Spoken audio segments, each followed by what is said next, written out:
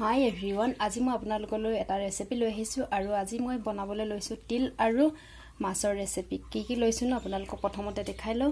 ইয়া মই তিল 3 চামুচ লৈছো আৰু ইয়াতে অলপ তেলত দিবলৈ জিৰা লৈছো মানে অলপমান লৈছো আৰু ইয়াটো হৈছে তেজপাত আৰু এটো জিৰা গুড়া আৰু এটো কাশ্মীৰী মিৰ্চ, শুকান জলকীয়া দুটা লৈছো, হালধি নিমখ লৈছো আৰু ইফালে মাছ 1 পিস লৈছো, মিডিয়াম সাইজৰ পিয়াজ এটা কাটি লৈছো আৰু ইয়া আদা লৈছো অলপমান, এটো নহৰু লৈছো আৰু এটা আলু সৰু সৰুকৈ কাটি লৈছো। প্ৰথমতে মই তিলখিনি এতিয়া অলপ পেষ্ট কৰি লম। ইয়াতে আদা নহৰুটো মই মিক্স কৰি দিম একেলগতে। চাই থাকক ভিডিওটো কেনেকৈ বনা আপোনালোকক দেখাই আছো।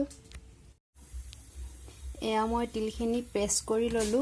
তাৰ পিছত মই এতিয়া কেৰাহী পাতি মিঠাতেল ব্যৱহাৰ কৰিছো। এই তেলখিনি অলপ গৰম হ'বলৈ দিম। প্ৰথমে মই আলুখিনি ফ্ৰাই কৰি লম।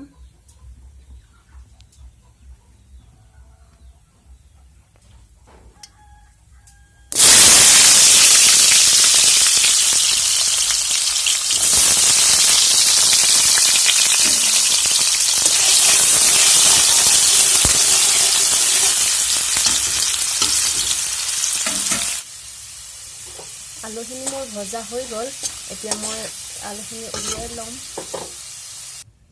আলুটো মোৰ উলোৱা হৈ গল। এতিয়া মই তেলতে অলপমান জিৰা দিম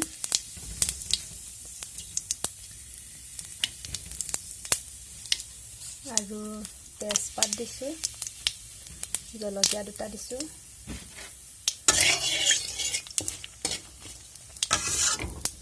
জিৰা মই ফুটিবলৈ দিম।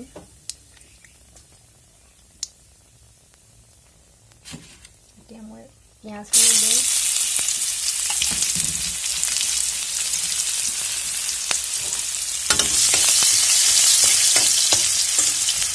পিয়াজটো ৰংচ হোৱালে অলপমান ভাজি লম।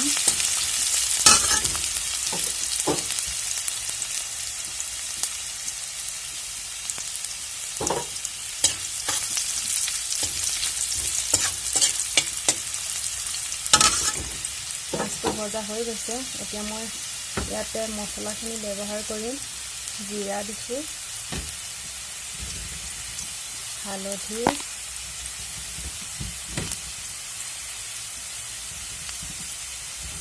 কাশ্মীৰী মিৰ্চ,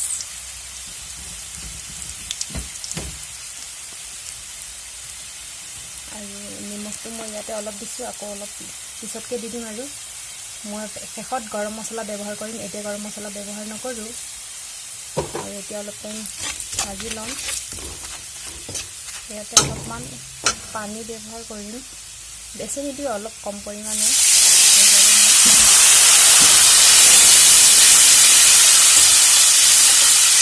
তেলখিনি দুগুণি উঠালে অলপমান ভাজি ল'ব লাগিব।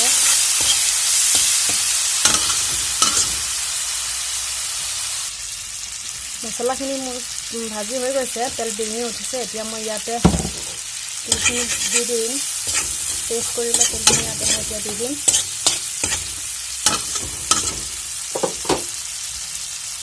এইখিনি হৈছে মই পেষ্ট কৰি লোৱা তিল, ইয়াতে দি দিম।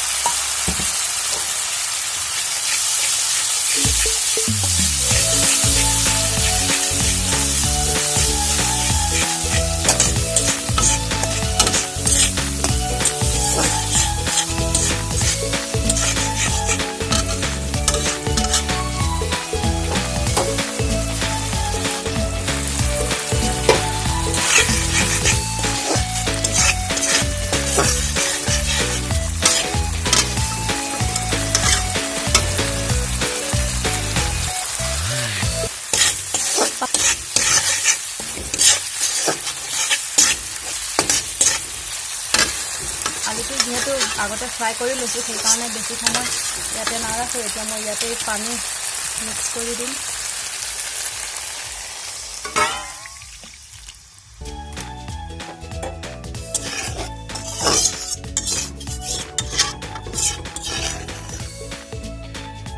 আৰু সোৱাদ অনুসৰি নিমখখিনি ইয়াতে এতিয়া দি ল'ম।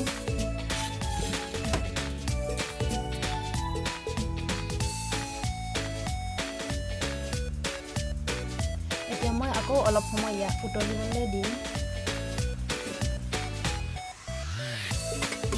নহ'লে মই অলপ টাইম ঢাকি দি দিম এনেদৰে। মিডিয়াম ফ্লেমতে ৰাখিম মই। এতিয়া মোৰ চব্জিখিনি অলপমান উতলিবলৈ আৰম্ভ কৰিছে। এতিয়া মই ইয়াতে মাছ এড কৰিম। মাছটো মোৰ আগতে ফ্ৰাই কৰি থোৱা আছিল, সেইবাবে আকৌ এবাৰ ফ্ৰাই কৰি নল'লোঁ।